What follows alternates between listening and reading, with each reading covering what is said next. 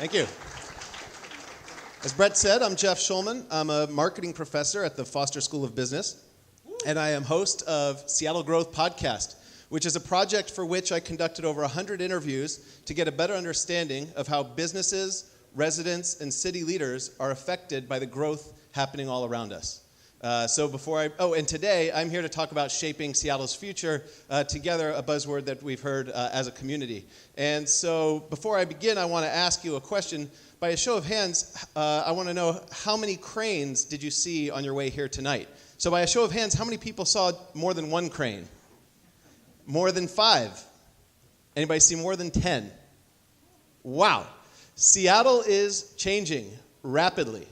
And the cranes we see are just the tip of the iceberg of the transformation underway. So why does this transformation matter to you?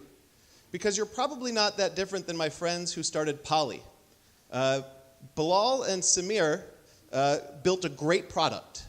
And they realized, and they've even gotten funding, venture capital funding. But they realized that to build a great company, you need to have the best talent.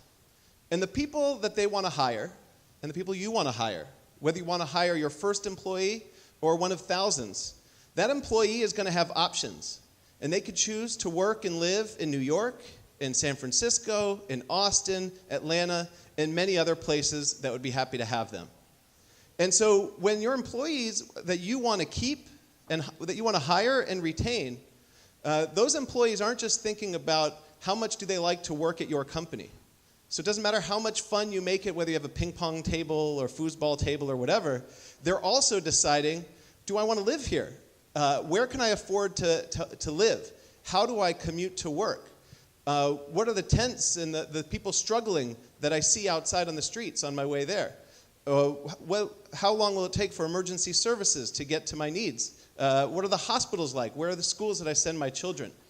And so I was curious about all of these issues, about how are these issues of these aspects of life in Seattle affected by the cranes that you could read about on Seattle in Progress. So I set out on a journey with just a curiosity, and I started with Stephen Abar. So I just took some recording equipment and met Stephen Abar, and my journey led me all the way to the mayor of Seattle. And in between, I talked to business leaders, CEOs, investors, the homeless, artists, activists, homeowners, renters, and city department leaders, almost everybody under the sun. And so I did this so that I could understand what are the changes happening and how are people reacting to them, and what should we do to build a brighter future. So I met with some stories that I'd like to share with you. I met with the president of the Port of Seattle Commission, and he talked about the airport that you and all of your employees will fly in and out of, and how it's one of the smallest footprints of any airport of a city of our size, and that we are now going to probably need a new airport in the future. I talked to the chief operating officer of the police department, Brian Maxey, and Brian shared, he told me about how all of North Seattle, everything above the Cut, everything above Montlake is controlled by, there's only one police precinct. And with the increase in call load, which he talked about how many calls are increasing, and he talked about how with the extra density on the streets and new reporting requirements, the response times of the police department when you have an emergency are creeping up a little bit. And I met with a woman Charlotte, who college-educated woman, and her husband got sick, and she ended up homeless, sleeping with her 2 kids in her car. And because of people like you who donated to Mary's Place, she was able to get back on her feet. And through all of these interviews, I learned Seattle is at an inflection point. There are serious changes happening with respect to how we get around in the city, how we treat the homeless in the city, and what are the zoning and the buildings that you'll see here in the city. And so I'm here today to let you know that whether you do nothing or you do everything and you can, the Seattle of tomorrow is not going to be the Seattle that you fell in love with. The only question is, can you build a Seattle that you and your employees will love to live in? And so I hope. And the first step is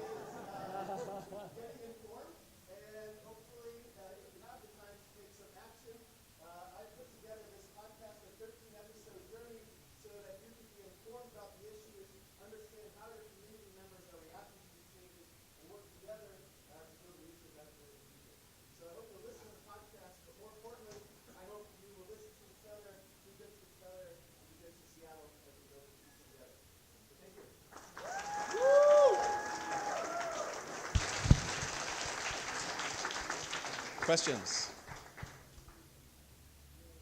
Questions?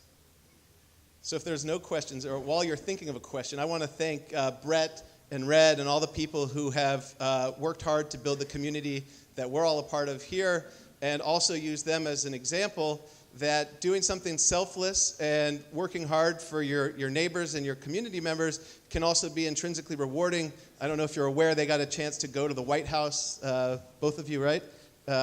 So doing cool things selflessly can lead to cool things happening to you. Question here. What are some of the concrete steps that you're recommending employers take in order to make Seattle a great place? Yeah, so one of the things I try to do... Please repeat the question. Yes, good question. Good idea. So he says, what are the steps I recommend employers take to build the Seattle? And with the podcast, I try not to impose a philosophy or an answer. I try to impose, my main philosophy is ask the right questions. So talk to your employees. Some of them are really struggling right now, and you may not realize it. So talk to them, see what their struggles are about, and then start to become informed. Listen to the podcast, but talk to your neighbors and really think about how can you take actions, be involved in the community so that you could help your employees continue to be happy and working for you. Any other questions? Yeah. So Seattle is one of the top-rated cities all over the country, and this tech boom that's happening is great. Should we be working with city officials and government to make sure that growth is structured and not haphazard? Having frames is good. It's not necessarily bad. It's just that it's controlled and regulated and in plan, not just for today, for like 20, 30, 50 years from now.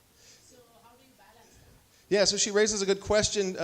Should you be involved with the city and figuring out how to manage this growth? And I think, for sure, this podcast uncovers some serious challenges that I had no idea, such as the hospitals are at near capacity. They're full for many times, and so if you get sick, you might actually have to be boarded in the ER instead of having a regular hospital bed. So we are having some real struggles that come with this growth, and the growth isn't good, growth isn't bad in my mind. Growth is what we make of it, and so yes, you have to be involved with each other, with the city, with other leaders, and say, how can we build the city that we want and that our employees want?